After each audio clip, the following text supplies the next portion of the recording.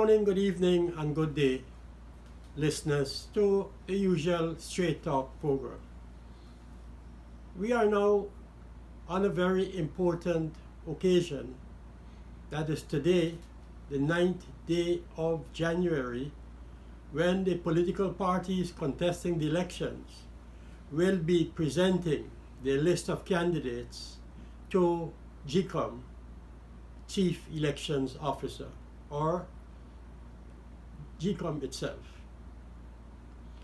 In that sense, we have moved a very great distance in the preparations to hold elections on March the 2nd of this year. It has been a long and torturous journey, beginning with the APNU AFC escaping with a get out of jail card in respect to the no confidence motion that was passed in the National Assembly quite a long time ago. But today we need to get back to the basics. And I say get back to the basics because as we prepare for regional and general elections, it is important that we pay very close attention, not only those of us who are in Guyana, but those of you who are abroad and have a close and very keen interest in what is happening in Guyana for a combination of reasons. Now, as far as I am concerned, it is never too late to raise issues that pose challenges to the holding of free and fair elections. Remember, the underlying concern is to have free and fair elections in Guyana. It is rather unfortunate, I should say, that after having struggled so long and hard since independence for the right to exercise a franchise through free and fair elections, that after so many years we are back to square one, where an opposition has to fight for some fundamental prerequisites for the holding of free and fair elections in Guyana. But as people would say, such is life. What goes around comes around. And therefore, the struggle goes on for the people to maintain and to preserve the right to elect a government of their choice. The challenges, are many. The challenges, as they were before, continue to be as they are now. But what is important is the fact that the laws and regulations in respect to the holding of elections in Guyana basically remain the same.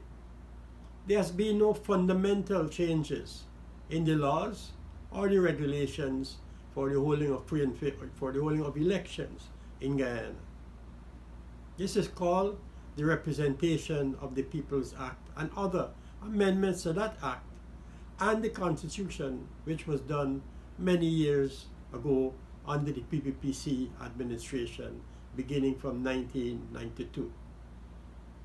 So there's nothing new in the laws and the regulations for the holding of elections in our country. What is new could be the stakeholders. The stakeholders are new. In other words, the political parties and the players in the political parties are new. And not only new, but even numerous. So that today, quite a large number of political parties will be presenting to GECOM their list of candidates, which is a vital necessity for the contesting of the elections of March the 2nd this year. The challenges in holding of elections in Guyana remain basically the same. But as I said before, it is the players that have changed over the years. But the rules remain the same, and the challenges are basically, fundamentally the same as well. Of course, the new players in the game or in the practice of holding elections will try the old tricks and will try even new tricks. It is the old tricks that we are aware of because they have been played out over and over again. But that does not mean to say that they will not come with the old tricks. People tend to forget, but some people also have very long memories. They will come with new tricks, and therefore it is important that we be able to identify and spot these new tricks in order to thwart the democratic process and the holding of free and fair elections in Guyana. First of all, what is important, and I should say very critical, is that a credible and verifiable voters list is the key to the holding of free and fair elections. It is in that list that exists the numbers that can make a party win or make a party lose seats in the National Assembly. And therefore the list holds the key, in my humble opinion, to the holding of free and fair elections in Guyana. And that is why today controversy has arisen on the question of the list which is to be used and probably revised for the holding of elections in Guyana. I want to submit that without a credible and verifiable voters list, there can be no free, fair, and democratic elections in any country. Guyana is no exception in this respect. There can be no free and fair elections without a credible and verifiable voters list. And who makes this list credible and verifiable? It is the people who are represented in the political parties or by the political parties that must go on the ground. And I know have gone on the ground to verify, to check over and over the lists that have been circulated to them in order to ensure that it is credible and verifiable. But notwithstanding so many checks and so many exercises where activists of the political parties, particularly the PPP, has gone house to house, the list still remains defective. And the defectiveness of the list on this occasion lies in the fact that in the aborted house to house registration that was done a few months ago, which brought on board 16,863 new registrants. Of that amount, only 10,329 new registrants were found as a result of GECOM and the political parties returning to the field to verify and to validate the numbers of voters, potential voters I should say, that were registered. That meant that approximately 6,544 persons were not found. People visited their homes. No person was found at home. In some places, open lots were found with persons named non-existent persons being registered to those locations. So we are starting off the elections with a list that is not credible and that is not verifiable by the political parties who have declared their interest and who will be presenting the list of candidates. So that is one aspect of the contesting of elections. The list is another aspect, but of course we have to concede that all these issues are interlinked and interconnected with each other. Because the question could very well be raised at some point in time that if the opposition political party, particularly the People's Progressive Party Civic, does not accept the inclusion of the over 6,000 names, unverified names, on the revised voters list, then we could have problems and we could have a situation where that list could be rejected. Now, anytime a list is rejected before the elections, that in itself has serious implications. We had that experience in 1992, where the opposition parties rejected the list, and as a result, as a consequence of that rejection, elections were postponed for 2 years. The list had to be corrected and verified and agreed upon as credible before elections were held in 1992. Everyone in Guyana wants to have elections. Everyone has been anxiously awaiting a date for elections, and now we are on the way to having these elections. Were the lists to be rejected by the political parties, particularly the main opposition party, PPP, then we can be prepared for problems that are inherent in that rejection. And that is why verification is necessary.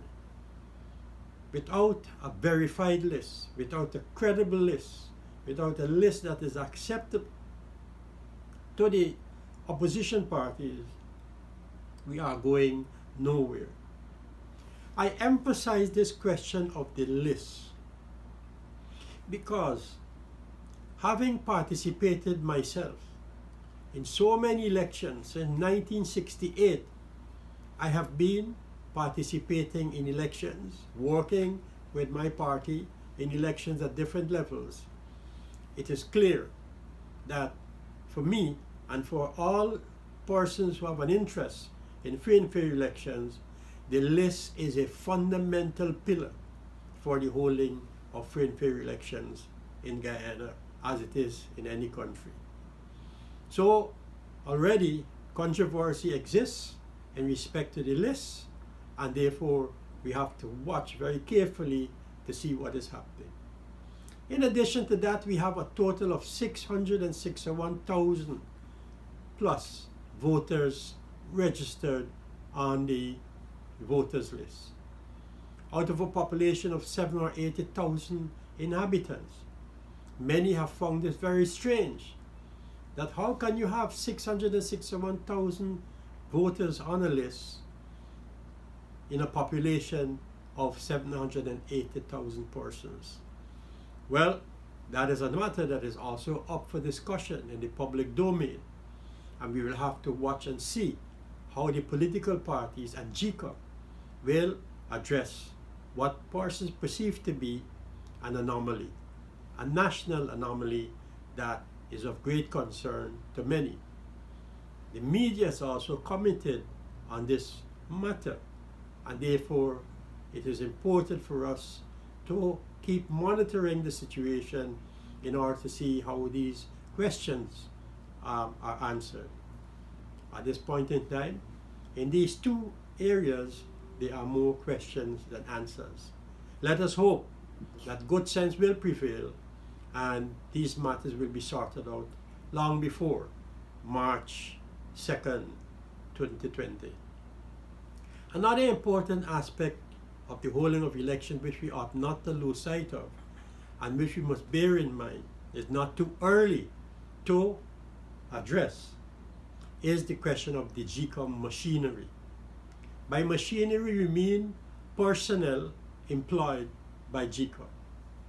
There have been many suspicions in the past about the professionalism and the astuteness and correct stance adopted by some of the GECOM personnel on elections day. And so, while the machinery is critical for GECOM to carry out its mandate, it's important for the political parties and in fact all Guyanese who have an interest in ensuring that free and fair elections are held in Guyana to ensure that the personnel and the machinery of GECOM does not function in a biased way, in a way that creates the perception that is favored or favorable to a political party. There are many other issues which are too many to mention in this program. But I would just like to touch briefly on about 4 of them, which I think is not, again, too early to mention. But each of them we can speak about our program as we continue. For example, the question of proxy voting. That is to say, a person cannot go to vote, but he mandates and gives the authority to someone else to vote for him or her. There are many shut-ins, what you call people who do not leave their homes for different reasons, and they give the authority to someone else to vote for them in accordance with the regulations. In the past, proxy voting had been abused and misused, and used and done so in the favor of a particular party, namely the People's National Congress. We have to make sure that that does not happen once again. Another area has to deal with rejected votes. On one occasion, there were approximately 8,000 rejected votes.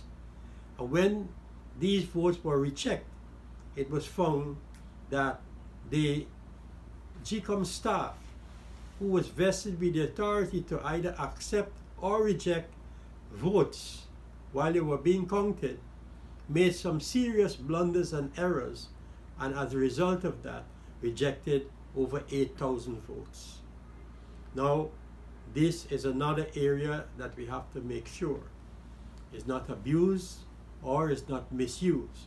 And this is where the staff of GECOM comes in. Remember earlier I had mentioned the question of the machinery. The machinery, meaning personnel of GECOM, must not abuse or misuse applications for proxy voting to the favor or in favor of any political party contesting the elections. Also, the rejection of votes, either as a spoil vote or as some other type of vote, has to be monitored very closely by the observers who have already begun to come to Guyana, as well as the representatives of the political parties who are at the polling stations. We should not overestimate or underestimate the question of location of polling stations. This is a very important question. Too often, polling stations have been located at places beyond the reach of voters. Sometimes voters have to paddle their canoes long distances. Sometimes they have to trek long distances. Sometimes the polling stations are actually inaccessible to legitimate voters. We have to ensure that this does not happen again. But worse than what has happened in the past has to do with the placing of polling stations at the homes or houses of known activists of political parties. No home belonging to the activists of a political party should be used as a polling station. No rum shop or drinking bar or nightclub should be used as a polling station as well. And then again, the last minute changes to polling stations without informing the electorate is something that we must ensure does not happen. These things have happened in the past. I'm not inventing these things, but it's important for experienced persons who are knowledgeable about these matters to ensure and to work with their respective parties to ensure that they do not happen. Finally, is the question of the recounting of votes.